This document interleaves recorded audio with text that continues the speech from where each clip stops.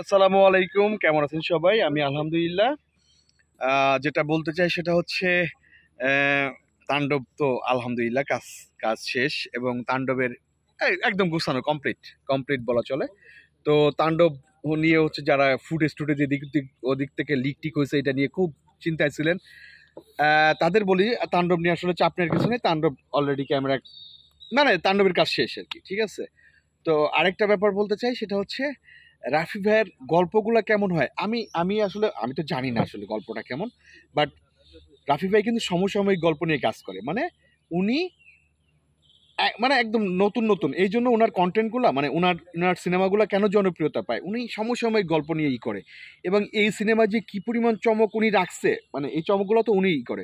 কারণ সাকিব ভাইয়ের ব্যাপারটা আপনারা জানেন, বা হচ্ছে সাবিলা নূরের ব্যাপারটা জানেন, জয়া হাসানের ব্যাপারটা জানেন, আরও অনেক অনেক অনেক অনেক মানে মজার মজার টুইস্ট আছে রাফি ভাইয়ের এই সিনেমায়। তো আর রায়হান রাফি তো একজন পরীক্ষিত ডিরেক্টর, এ ব্যাপারে কোনো সন্দেহ নেই। রায়হান রাফি মানে স্বীকৃত পরীক্ষিত ডিরেক্টর।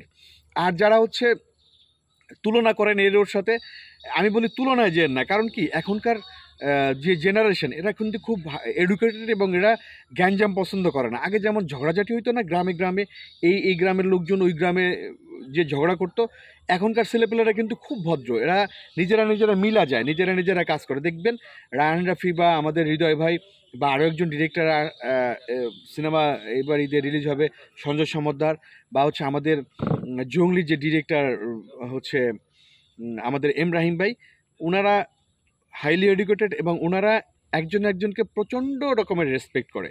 তো সেই হিসাবে বলতে পারি যে আসলে তাণ্ডব কেমন হবে, তাণ্ডবের গল্প সম্বন্ধে আসলে কোনোই ধারণা নেই। তবে আমার কাছে কেন জানি মনে হয় রাফি ভাইয়ের ভিতরে অ্যাটলি কুমারের একটা ছাপ আছে, অ্যাটলি কুমারের একটা ছাপ আছে। উনি উনি উনি চেহারাও একই একদম, দুইজনে ব্ল্যাক, দুইজনে খুব মেধাবী, মানে ওনাদের মেধার গুণ আছে, অনেক অনেক মেধাবী দুইজনই। তো দেখা গেছে যে অ্যাটলি কুমারের ছাপটা আছে কেন, আপনারা যদি ধরতে পারেন ধরবেন।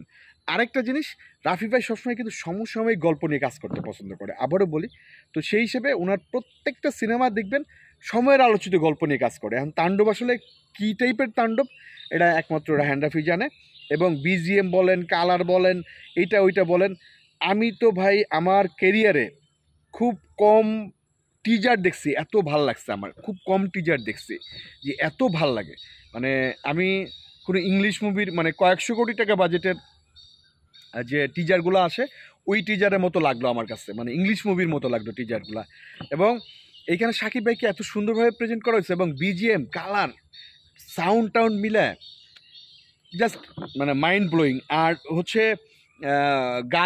গানের ব্যাপার তো আমি একটা কন্টেন্টে বলছি, গান শ্রুতি মধুর গান হবে, কারণ ওনার প্রতিটা গান কিন্তু খুব মিষ্টি হয়, খুব মিষ্টি হয়। আর ক্যামিও তো আছে এই সিনেমা, আমার মনে হয় সবাই বলতেছে না একটা ক্যামিও, আমার মনে হয় একাধিক ক্যামিও আছে।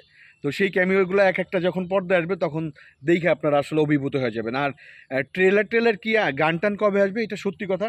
রায়হান রাফির কাজগুলা হয়তো আমরা যারা অনুমান নির্ভর বলি, কিন্তু উনার কাজগুলো তো আসলে উনি ছাড়া আর কেউ জানে না, প্রোডাকশন হাউস ছাড়া আর কেউ জানে না।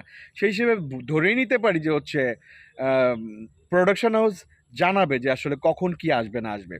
তো ফাইনালি এটুকু বলতে পারি আলহামদুলিল্লাহ, একটা এমন একটা সিনেমা আসতেছে, এমন একটা সিনেমা আসতেছে আপনাদের সামনে, যেটা নিয়ে হচ্ছে আপনারা বলতে পারবেন যে ইয়েস, এটা বাংলাদেশের সিনেমা।